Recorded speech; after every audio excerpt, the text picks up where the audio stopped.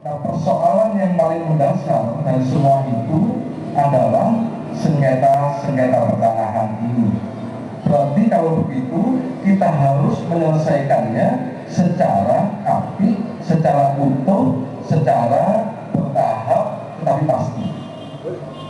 Sambil berjalan menyiapkan semua itu, hal-hal kasus-kasus khusus juga kita selesaikan.